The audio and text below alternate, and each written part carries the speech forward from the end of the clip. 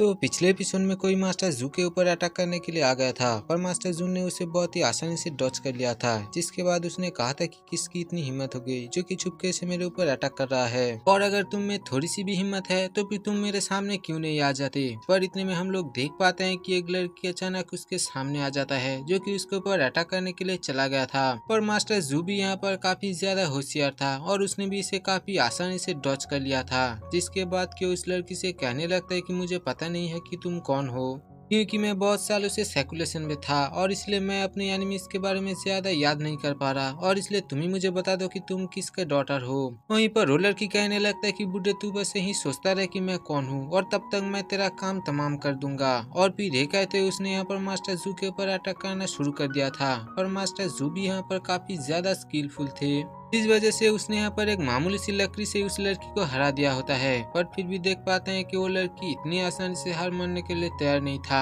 और इसलिए वो वहाँ पर बहुत सारे स्पिरिचुअल वेपन को समन कर लेता है और फिर उन्हीं सारी वेपन से वो यहाँ पर मास्टर जू के ऊपर अटैक कर देता है। पर मास्टर जू यहाँ पर काफी आसानी से बच जाता है और उन सारे वेपन को भी डिस्ट्रॉय कर देता है। और फिर उस लड़की से कहने लगता है कि तुम्हारा स्टार शॉट टेक्निक सच में बहुत ही ज्यादा लाजवाब है, और अगर तुम ये सोच रहे हो कि तुम इस तरह से मुझे हरा पाओगी तो फिर तो बच्ची तुम्हें यहाँ पर और भी ज्यादा मेहनत करना होगा। और फिर आखिरकार रोलर के अपना मुंह खोलता है और फिर वो सिर्फ इतना कहता है कि तुमने ब्लेड सेक्टर का जो लेटर अपने पास रखा है वो तुम मुझे दे दो और उसके बाद ही मैं तुम्हें जिंदा छोड़ दूंगा। वहीं पर मास्टर जू उसकी ऐसी बात सुन के समझ चुका था कि ये असल में चेंगफेंग पवेलियन का कमांडर है और इसे यान जीऊ ने भेजा है ताकि वो मेरे लेटर को छीन पाए। और इसीलिए मास्टर अब उस लड़की से कहने लगता है कि इसका मतलब ये है कि तुम्हें यान जीयू ने भेजा है। पर मैं तुम्हें बता दूं कि तुम अगर उस लेटर के लिए यहाँ पर आए हो तो फिर आज तुम्हारा मास्टर तुमसे बहुत ही ज्यादा डिसअपॉइंट होने वाले हैं, क्योंकि वो लेटर तो तुम्हें हर किसी नहीं मिलने वाला। वहीं पर हम लोग यान रेन को देख पाते हैं जो कि अभी तक उस बाजार में भाग रहा होता है और वो सारे लोग उसके पीछे पड़े हुए होते हैं। पर उन लोगों से भागते हुए काफी सारे कद्दुओं को गिरा देता है और फिर छत से भागते हुए एक जगह आके रुक जाता है जहाँ पर कि सब लोग उसे चारों तरह से घेर लिया होता है। और वो यनरेन से कहने लगता है कि बच्चे तूने बहुत भाग लिया,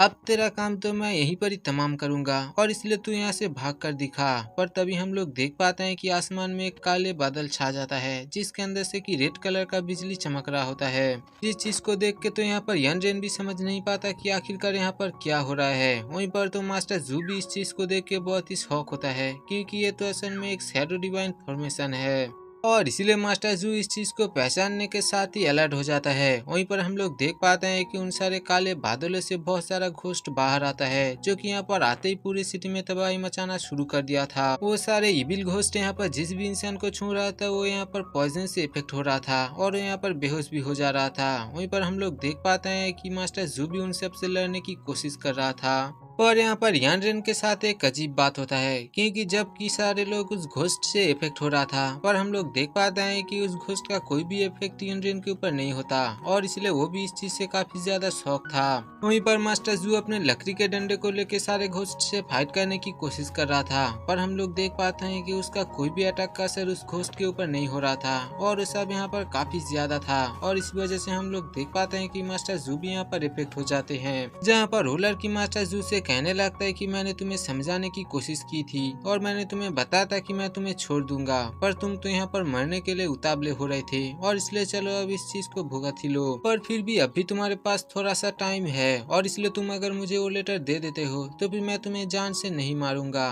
पर फिर भी हम लोग देख पाते हैं कि मास्टर जू तो देने के लिए तैयार नहीं था और इसलिए उसे यहाँ पर धोखा देते हुए भाग जाता है। पर मास्टर जू के भाग जाने के बाद भी वो लड़की ज्यादा फिक्र नहीं करता और वो कहने लगता है कि क्या तुम्हें सच में ऐसा लगता है कि बुड्ढे तुम मेरे सामने से भाग पाओगे, वो भी सिविल पॉइजन से इफेक्ट होने के बाद भी। वहीं पर हम लोग यानरेन को देख पाते हैं, जिसके अलावा कि यहाँ पर सारे लोगों के ऊपर इविल पॉइजन का इफेक्ट हो चुका था, पर वो तो इस चीज को देख के काफी ज्यादा शौक था, क्योंकि बाजार के हर एक लोग यहाँ पर बेहोश होकर गिर चुके थे और इसीलिए वो यहाँ पर एक बंदे को उठाने की कोशिश भी करता है। पर हम लोग देख पाते हैं कि वो बिल्कुल भी यहाँ पर नहीं उठता और इसीलिए इस चीज से काफी ज्यादा शौक होता है। और फिर आखिरकार उसे अपने मास्टर जू के बारे में याद आता है और वो सोच रहा होता है कि कहीं मास्टर जू भी इस पॉइजन से इफेक्ट तो नहीं हो गया, और इसीलिए वो जल्दी से दौड़ते हुए अपने मास्टर के मेंशन के सामने आ जाता है। और फिर वो जैसे ही दरवाजे को ओपन करता है वो देख पाता है कि मास्टर जू तो यहाँ पर पेड़ के नीचे बैठा हुआ है, वो भी काफी ज्यादा इंजर्ड हालत में, और इसलिए जल्दी से जाके मास्टर जू के पास चला जाता है और फिर वो मास्टर जू से कहने लगता है कि मास्टर आपको क्या हुआ है, क्या आप ठीक हैं।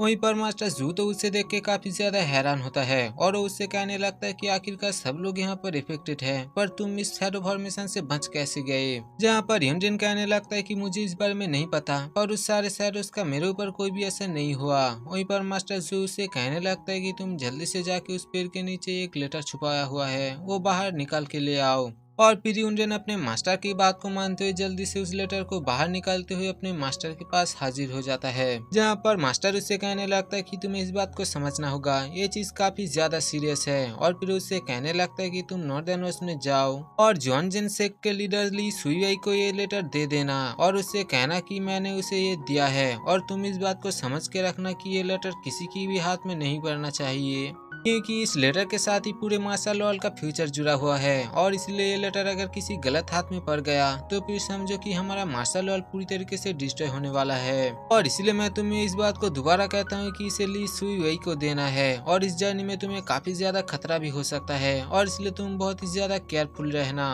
पर इतने में हम लोग देख पाते हैं कि वो बर्ड यहाँ पर उस बुड्ढे को फॉलो करते करते चला आया था और इसलिए मास्टर जू यंजन से कहने लगता है कि जल्दी से तुम कुएं में कूद जाओ, क्योंकि उसके अंदर से एक भागने का रास्ता है जिसे कि यूज करके तुम यहाँ से भाग पाओगे। और फिर ये कहते हुए उसने यहाँ पर यूनजन को भेज दिया होता है। पर इतने में हम लोग देख पाते हैं कि वो लड़की यहाँ पर आ भी चुका था और इसलिए यूनजन जल्दी से जाके एक पेड़ के पीछे छुप जाता है। जहाँ पर वो लड़की उस बुड्ढे से कहने लगता है कि बुड्ढे सच में मैं तुझे मान गई, क्योंकि मुझे ऐसा लगता है कि सच में तू यहाँ पर यानजियो का टीचर बनने के लिए क्वालिफाइड है, क्योंकि तूने यहाँ पर शैडो स्ट्राइक के बाद भी यहाँ पर इतनी दूर भाग के आया और ऊपर से तो तू यहाँ पर काफी ज्यादा ठीक भी लग रहा है, क्योंकि बाकी सब तो यहाँ पर बेहोशी हो चुका है। जहाँ पर यूनजन इन सारी बातों को चुपके से सुन रहा होता है और वो सोच रहा होता है कि क्या सच में मेरा मास्टर जू यानजियो का टीचर है। वहीं पर रोलर किया मास्टर जू के ऊपर अटैक करना शुरू कर देता है और इस तरह से उसने काफी आसानी से मास्टर जू को जमीन पर गिरा दिया होता है, क्योंकि मास्टर जू यहाँ पर शैडो स्ट्राइक की वजह से इफेक्ट था। इस वजह से मास्टर का पावर यहाँ पर काफी ज्यादा कम हो चुका था। वहीं पर रोलर की मास्टर जू से कहने लगता है कि बुड्ढे मुझे ऐसा क्यों लग रहा है कि तूने वो लेटर यहीं पर ही छुपाया है और इसलिए तू मुझे उसे दे दे और उसके बाद ही मैं तुझे जिंदा छोड़ दूंगा। पर इतने में वो लड़की समझ चुका था कि उन दोनों के अलावा भी यहाँ पर कोई और है, पर फिर भी वो इस चीज को ऐसे प्रेजेंट करता है कि उसे कुछ भी समझ नहीं आया और इसलिए वो यहाँ पर उस बुड्ढे को जान से मारने के लिए जाता है। पर इतने में हम लोग देख पाते हैं कि यूनजन बाहर आ चुका था और फिर वो कहने लगता है कि मेरे मास्टर को छोड़ दो। वहीं पर कमांडर यूनजन को देखकर कहने लगता है कि आखिरकार चूहे बिल से बाहर आ चुका है और फिर वो यूनजन से कहने लगता है कि अगर तुम ऐसा चाहते हो कि मैं तुम्हारे मास्टर को छोड़ दूं तो फिर तुम उस लेटर को मेरे हवाले क्यों नहीं कर देते, और अगर तुम ऐसा नहीं करते हो तो फिर मैं तुम दोनों को मार दूंगी और उसके बाद टाइम लेके इस पूरी जगह को सर्च करूंगी और उसके बाद ही उस लेटर को यहाँ से लेकर चला जाऊंगा। वहीं पर यूनजन उस लेटर को बाहर निकालते हुए कहने लगता है कि तुम मेरे मास्टर को छोड़ दो पहले, वरना मैं इस लेटर को डिस्ट्रॉय कर दूंगा। जहाँ पर मास्टर जू तो उसके ऐसे हरकत को देखकर कहने लगता है कि पागल बच्चे, मैंने तुझे यहाँ से भागने के लिए कहा और ना कि तुझे यहाँ पर हीरोपंती दिखाने के लिए। और इतने में वो कमांडर अपने बर्ड को इशारा करता है जो कि सीधा जाके यूनजन के हाथ से वो लेटर लेकर भाग जाता है। पर हम लोग देख पाते हैं कि मास्टर जू तो इससे काफी ज्यादा गुस्सा हो जाता है और फिर वो एक पत्थर को लेते हुए फेंक कर उस बर्ड को इंजर्ड कर देता है और इसलिए वो बर्ड उस लेटर को छोड़ दिया था। जहाँ पर यूनजन जंप करते उस लेटर को पकड़ने के लिए जाता है, पर इतने में वो कमांडर यूनजन को जान से मारने के लिए उसकी तरफ जाता है और अपने शॉट को आगे भी कर दिया था। पर इतने में मास्टर जू उन दोनों के सामने आ जाता है और इसी वजह से वो शॉट यहाँ पर मास्टर जू के आर पार हो चुका था। पर मास्टर जू ने यहाँ पर यूनजन को उस कुएं में धकेल दिया था और फिर उससे कहने लगता है कि तुम मेरे बात को याद रखना और इस लेटर को सही जगह पर डिलीवर कर देना। और फिर ये कहते हुए उसने यहाँ पर उस कुएं के ऊपर की तरफ से अटैक करना शुरू कर देता है और इस तरह से उसने उस कुएं के ऊपर के हिस्से को बंद कर दिया था। जहाँ पर यूनजन तो इस चीज से काफी ज्यादा दुख में चला जाता है, क्योंकि जब उसके पास अपना घर भी नहीं था तब उसके मास्टर ने उसे अपने घर पे लाया और उसने उसे कहा था कि आज से मैं तुम्हारा मास्टर हूँ और मैं तुम्हारा ख्याल रखूंगा। और यूनजन यहाँ पर ज्यादा कुछ नहीं सोचता और फिर उस कुएं के अंदर के हिडन पैसेज से वहाँ से भाग जाता है। और फिर इसी के साथ ही ये एपिसोड यहीं पर ही खत्म हो जाता है। दोस्तों इसका नेक्स्ट एपिसोड आप लोगों को कल देखने को मिल जाएगा, पर उससे पहले चैनल को सब्सक्राइब करके एक लाइक जरूर कर देना और हो सके तो मेरे लिए एक प्यारा सा कमेंट जरूर लिख कर देना।